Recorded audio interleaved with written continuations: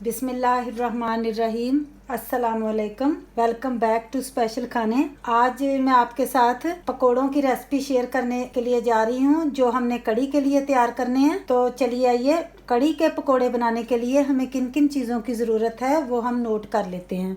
सबसे पहले तो मेरे पास 1 कप बेसन है, 3 मीडियम साइज़ के पोटैटोज़ हैं, आलू, एक बड़ा अनियन था मेरे पास जो मैंने इनको फाइन स्लाइसिस में काट लिया है ऐसे, 1 टीस्पून सॉल्ट, 1 टीस्पून धनिया powder, 1 teaspoon red chilli powder, 1 teaspoon हमारे पास होल कोरिएंडर है, साबुत धनिया, 3 मेरे पास ग्रीन चिलीज़ हैं, 2 टेबलस्पून योगर्ट है और थोड़ा सा पानी है पकोड़ों का मिक्सचर तैयार करने के लिए। तो चलिए आइए शुरू करते हैं। बॉल लिया है मैंने, उसमें सबसे पहले मैं ऐड करूँगी 1 कप बेसन का,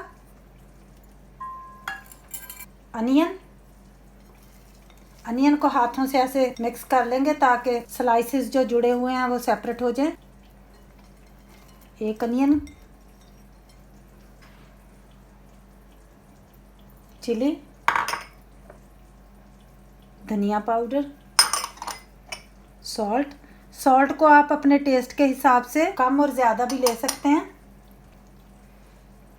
दही, मेरे पास थिक दही है,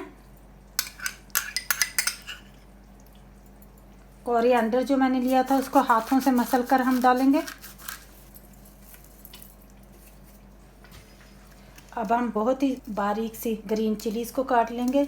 अगर आपके घर में बच्चे हैं छोटे तो आप इसको स्किप कर सकते हैं, क्योंकि अगर छोटे बच्चों के मुंह में आ जाए तो बहुत ज़्यादा मुश्किल हो जाती है बच्चों के लिए।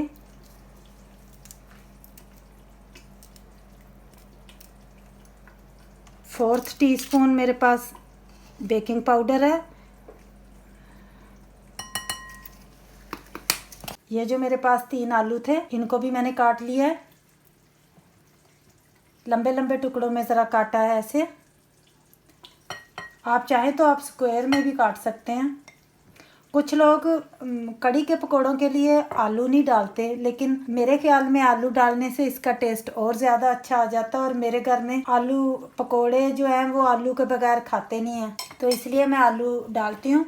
आप भी जब कड़ी के पकोड़ों में आलू डालेंगे तो आप भी महसूस करेंगे कि टेस्ट में कितना अच्छा टेस्ट बेटर बनकर आता है। अब थोड़ा थोड़ा पानी लगाकर हम थोड़ा सा पानी डालेंगे और मिक्स कर लेते हैं।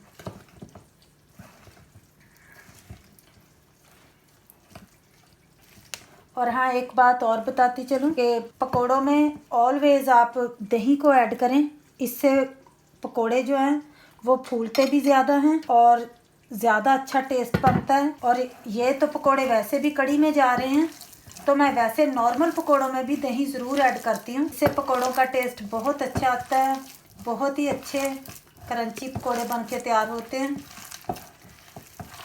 थोड़ा सा पानी और लेती हूँ। अगर आप स्टिल आलू नहीं पसंद करते पकोड़ों के अंदर, कड़ी के पकोड़ों के अंदर, तो आप इसको स्किप कर सकते हैं, बाकी हर चीज़ वैसे ही डालकर आप मिक्स कर लेना।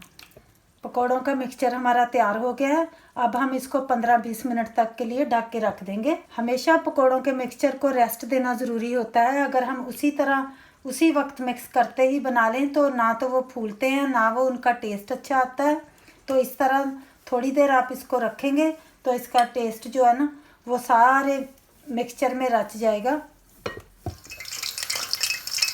ऑयल अब हमारा गर्म हो गया है पकोड़ों को फ्राई करने के लिए।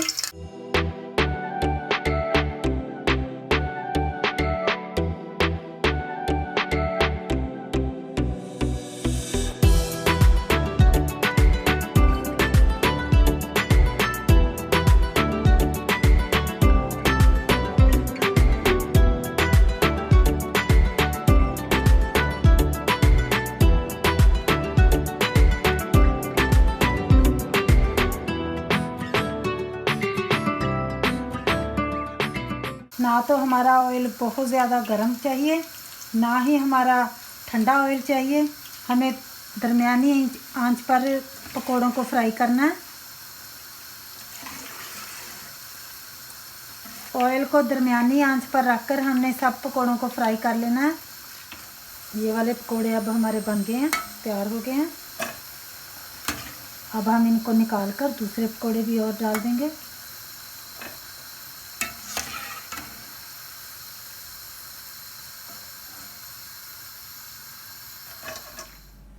अब हमारे पकोड़े बन के तैयार हैं, जो हमने अपनी कड़ी के लिए तैयार किए हैं।